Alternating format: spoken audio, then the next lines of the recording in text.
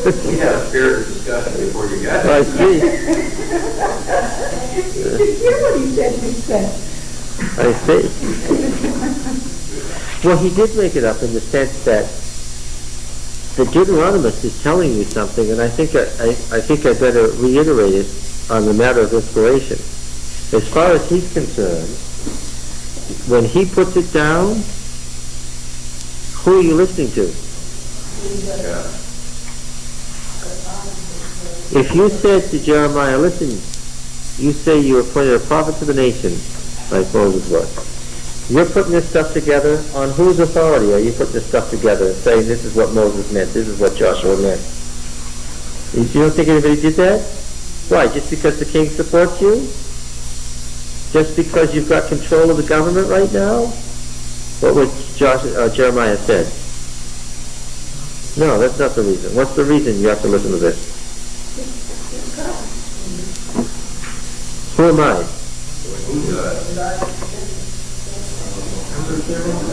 Yes, and let me remind you of Deuteronomy. I wonder what that does to the previous material. The previous material, when he's rewriting it in a way that gives you new theological concepts. What does that do to it? Oh, what does it do to history? Well, he doesn't want to alter the historical facts. He's using.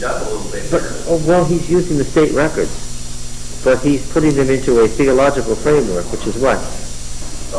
He's interpreting. He's saying these are the historical facts, and this is the meaning. Yes, in a sense.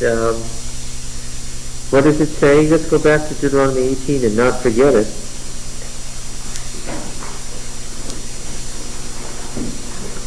Remember the original promise.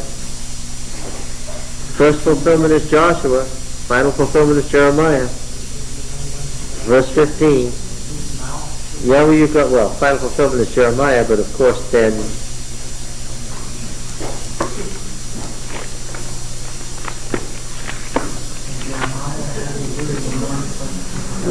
yes, it is not. We're going to read Jeremiah 1 in conjunction with this again, because I think it's worth mentioning.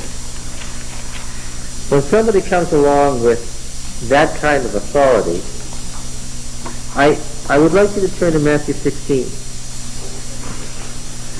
Matthew 16. Now we're really straying. We are so far along in this class that I am turning to a passage in the New Matthew 16 and verse 13.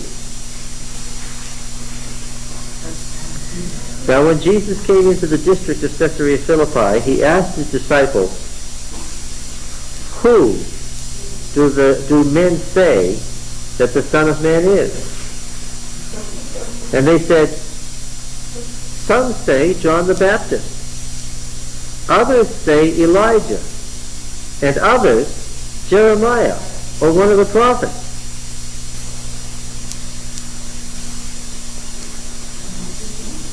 Well, what do you think? John the Baptist, Elijah, and Jeremiah were all Mushite prophets. And they reminded people of each other.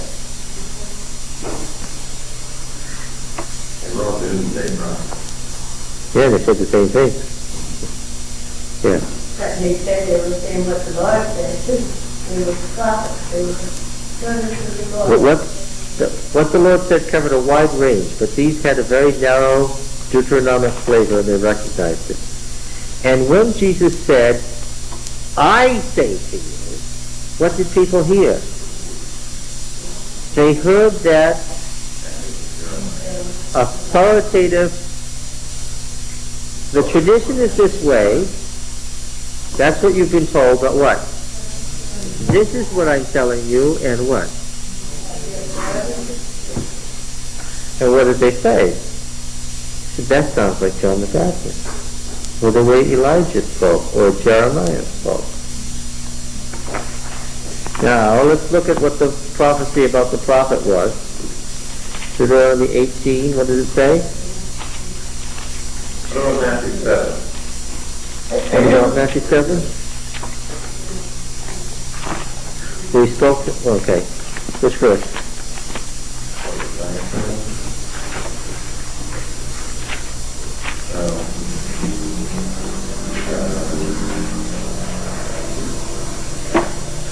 Near the end. Oh, yeah. 20, 29. What verse? 29. 28, 29. Yeah, so we taught them as one who has authority, yeah. And not like the scribes. Separating Mushites from Aaronites? Sure. The same old thing. The Aaronite priests were opposed to the Mushite prophets. And that went on and on and on and on and on. That was an old division by this time. 18:15. The Lord your God will raise up for you a prophet like me from among your brethren. Him shall you heed, just as you desired of the Lord your God in Horeb on the day of the assembly, when he said, Let me not hear again the voice of Yahweh my God, or see this great fire any more, lest I die. And Yahweh said to me, They have rightly said all that they have spoken. I will raise up for them a prophet like you from among the brethren. And I will put my words in his mouth, and he shall speak to them all that I command him.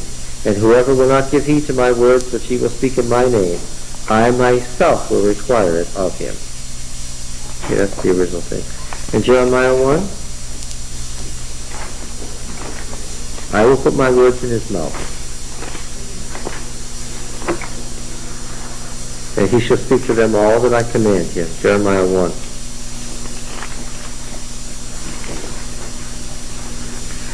Verse 4, Now the word of Yahweh came to me, saying, Before I formed you in the womb, I knew you. Before you were born, I consecrated you. I appointed you a prophet to the nations. Then I said, Ah, Lord God, behold, I do not know how to speak, for I am only a youth. But Yahweh said to me, Do not say I am only a youth. For to all to whom I send you, you shall go, and whatever I command you, you shall speak. Be not afraid of them, for I am with you to deliver you, said Yahweh. Then Yahweh put forth his hand and touched my mouth, and Yahweh said to me, Behold, I have put my word in your mouth. Get the quote? Did you get the quote? See, I have set you this day over nations and over kingdoms, to pluck up and break down, to destroy and overthrow, to build and to plant.